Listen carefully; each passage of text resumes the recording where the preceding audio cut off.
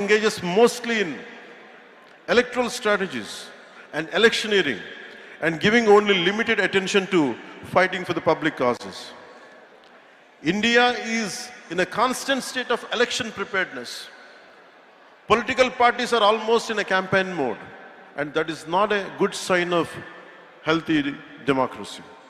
On average, it is reasonable to say that the elections to the legislative assemblies of at least 4 to 6 states are held every year. With thousands of panchayats and municipalities across the country, elections at this level are a continuous process happening in different parts of the country almost every year. The ruling parties, instead of focusing solely on governance and policy implementation, ruling parties are constantly strategizing for the next election. In the election, ஜெயிச்ச உடனே அடுத்த எலெக்ஷனுக்கு prepare பண்றோம். Formulating populist measures and deploying their leaders for campaigns. This can sometimes lead to policy decisions being influenced by electoral considerations rather than the genuine needs of the people.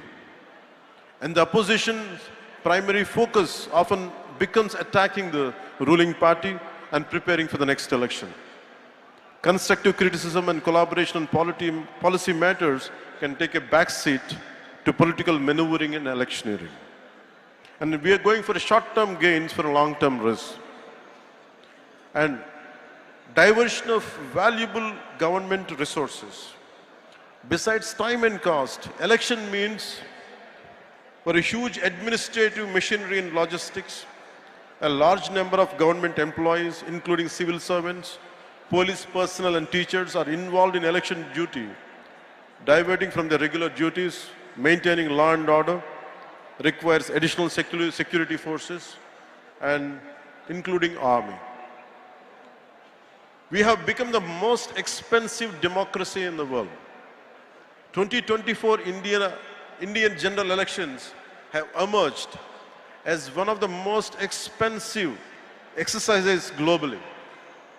According to the estimates by the Center for Media Studies, the election cost approximately 16.3 billion, surpassing the roughly 15.9 billion spent on 2024 US presidential election.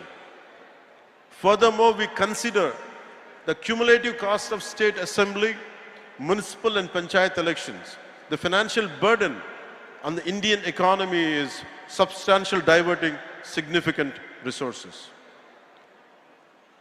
So, if we could, the Ramnath Kovind Committee's report suggesting that by implementing one nation, one election could potentially lead to a 1.5 increase in India's GDP, translating to roughly 4.5 lakh crores.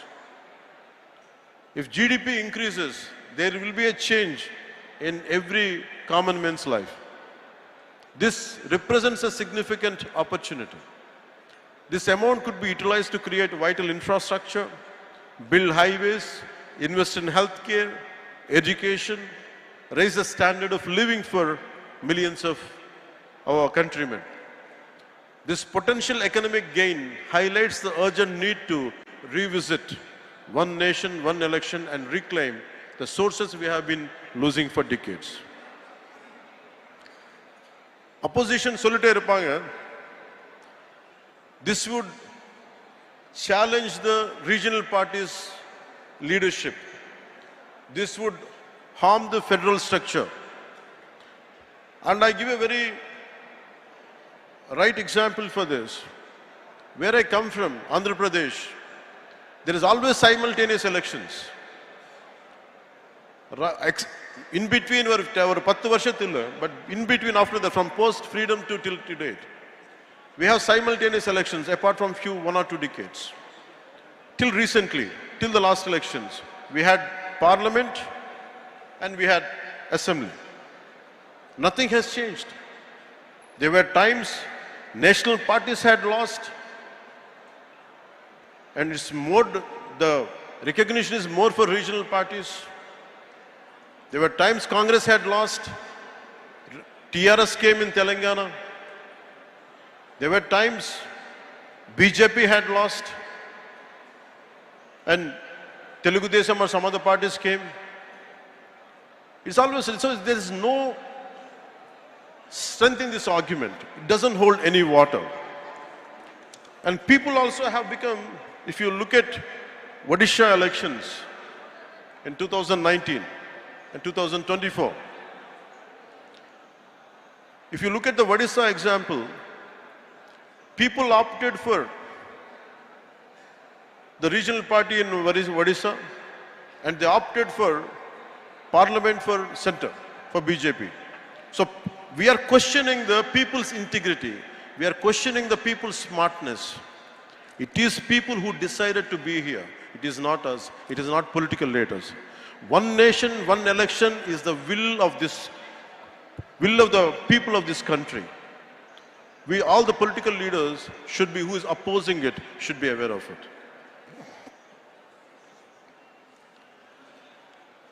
DMK and India Alliance and their partners argue one nation, one election is anti-federalism. If it is really so, why did Kalaignar Karunanidhi Avargal has supported it, whom they look upon him as a fighter for federal rights, and he did not see it as an anti-federalism? They agree that the simultaneous poll will benefit national parties, not regional parties. And I have told you the examples. In Odisha it was different. In Telangana it was different. And BJP didn't gain there. So that argument doesn't hold any water. I only request